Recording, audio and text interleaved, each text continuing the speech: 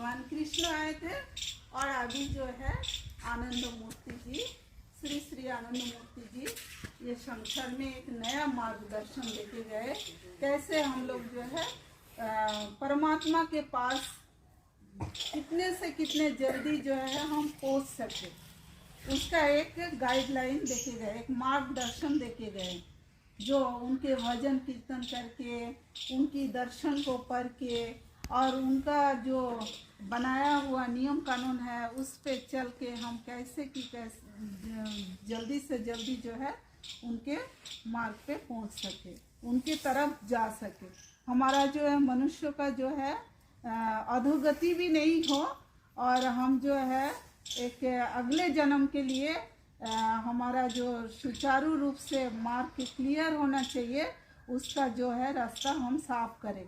उसके लिए हमारा जो है भजन कीर्तन साधना एकांत बैठ के जो है उनके बारे में सोचना और उन्हीं का ही जॉब करना, ये साधना दिए गए। तो हमारे साधना में इस तरह का नहीं है जो अगरबत्ती जलाना ही कंपलसरी है, जलाना ही है, ऐसा कोई बाध्यता नहीं है, और नारियल फोड़ना ये सब का कुछ नहीं है। सिर्फ उनके हमारा आत्मा को उनके आत्मा में मिलन करना ही हमारा साधना है। तो इसीलिए हम लोग बाबा नाम केवलम कीर्तन करते हैं। जो सृष्टि की रचना किए हो केवल उन्हीं का ही नाम लेना हमारा कर्तव्य है, केवल उनका ही नाम लेते हैं। तो मतलब घर को रोशनी करते हैं। तो एकमात्र दीप जलाने का मतलब हमारे अंतर आत्मा को दीप जलाना है, जो हमारा अंदर की जो अंधेरा है उसको हमको दीप जला के साधना करना है, इसका अर्थ वो होता है। तो हमारे साधना में जो है हम लोग जो है परमात्मा का नाम करते हैं, बाबा नाम केवलम। बाबा नाम केवलम, जो घर के बड़े बुजुर्ग होते हैं हम लोग श्रद्धा से उनको बाबा बोलते हैं। जो घर की मुखिया होते हैं, जो घर चलाते हैं, परिवार को चलाते हैं, उनको हम लोग श्रद्धा से क्या बोलते हैं, बाबा बोलते हैं।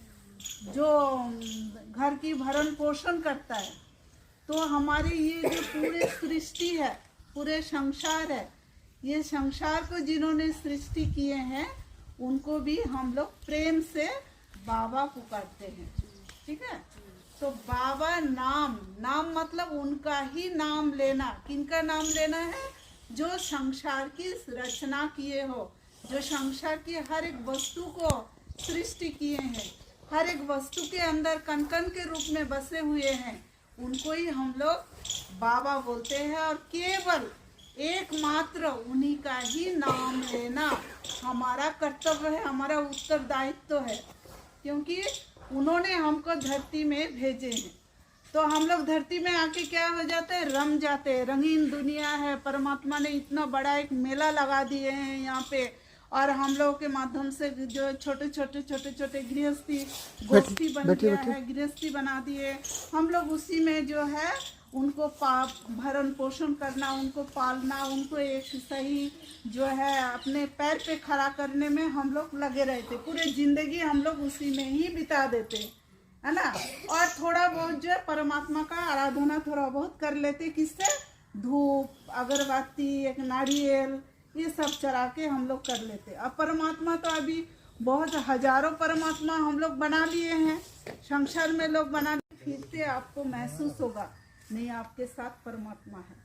और दूसरी चीज़ है, परमात्मा से मांगने की कोई आवश्यकता नहीं है। आप जो चीज़ मांगेंगे परमात्मा देते जरूर है, एक हाथ से देंगे, दूसरे हाथ से छीनते भी है, जानते हैं ना।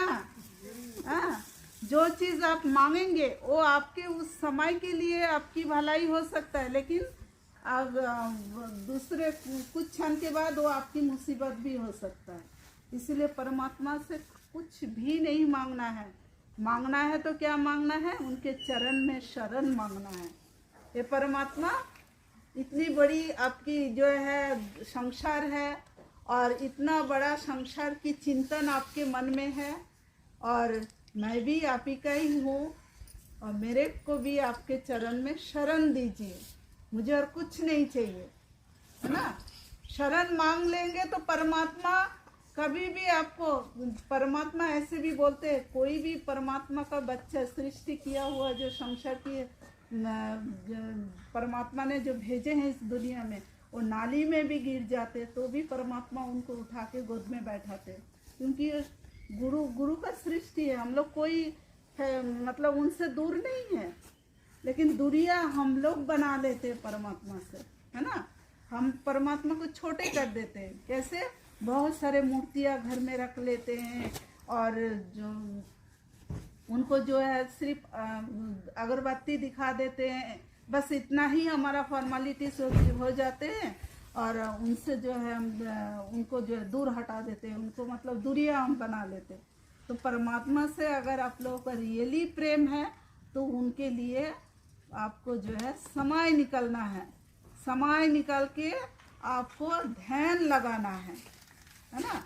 ध्यान लगा के सिर्फ उनका नाम जप करना है, ज़्यादा नहीं। 10 मिनट कीजिए, 20 मिनट कीजिए। अगर आपके पास ज़्यादा समय है आप समय दीजिए उनके लिए, इससे आप ही का ही भलाई होगा। आप लोग बोलेंगे अरे संत जी आपके पास तो समय है, हमारे पास समय नहीं है।